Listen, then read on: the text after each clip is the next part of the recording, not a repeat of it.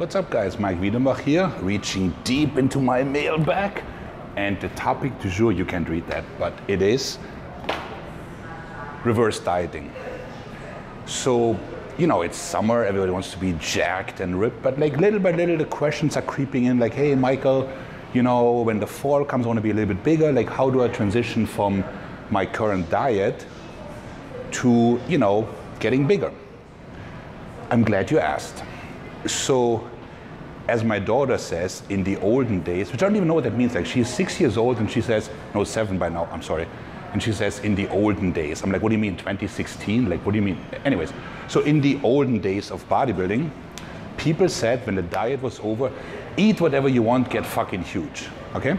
And people got huge, but they got fat, okay? So when you're coming off a diet, and I'm talking about people who are not enhanced, basically you survived a famine, okay?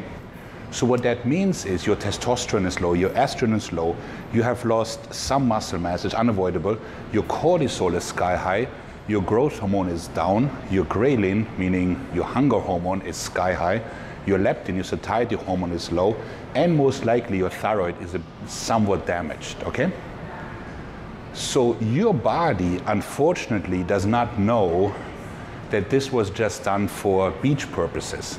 Your body thinks you almost died from hunger, right? So now comes food. And your body is like, score, food, and puts it all here, okay? So you're not gonna build muscle magically because your body is primed for fat storage. But what happens is that because you're so lean, you don't see it, okay?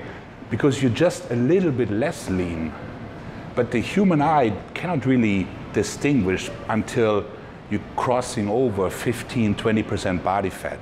They're like, holy shit, I got fat. No, you got gradually fat, okay? So there is this myth, I don't know where this comes from, of the anabolic rebound, that if you are after a show, you eat whatever you want, you build like these insane amounts of muscle. Like, unless you're planning to run insane amounts of drugs, this isn't gonna happen, okay? So what you need to do is a very boring, methodical, dull approach. However, it will prevent you from zigzagging and being fat by Christmas. So when your event is over, or your summer, or your diet, you basically backtrack to 2 to 3 weeks before peak. That would be your first week in the new cycle. Then you will gradually, and I mean very gradually, increase the carbs on a weekly basis. Think like maybe 3%, I mean it. So if you've been eating 100 grams of carbs a day, you would be eating 103 or 104, okay? Yes, I know that's a quarter rice cake, I got that.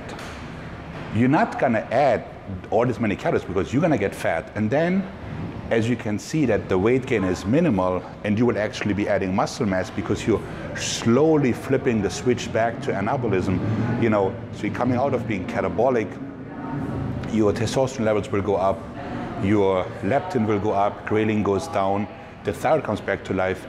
You will actually be building muscle while staying relatively lean.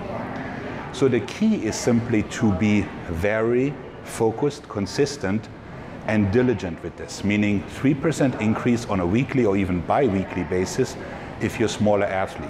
You know, you should not gain more than a pound to 2%, my apologies, of body weight every 2 weeks. So if you're 200 pounds and you're gaining 5 pounds in a week, you're doing it wrong, because you are not building 5 pounds of muscle in a week. It's not happening, okay?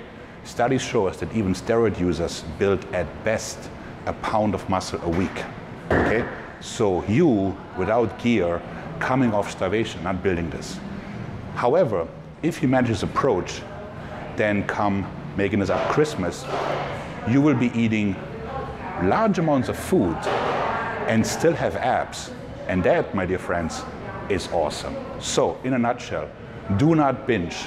Have a cheat meal, that's cool. So your event is over, you know, go to whatever it is, like the pancake house, the steak house, eat a nice meal, but don't make it a cheat week because it will show. add 3% carbs and fats, keep the proteins where they are, go up gradually until you're feeling like, okay, this is it, I'm getting too chubby, then you can dial back. But you should have a good 10 to 12 week run where you can up the calories to a very satiety level without blowing up. That is reverse dieting, not going to the Chinaman head first in the buffet, be like, look how huge I got. That's not how it works. Maik out.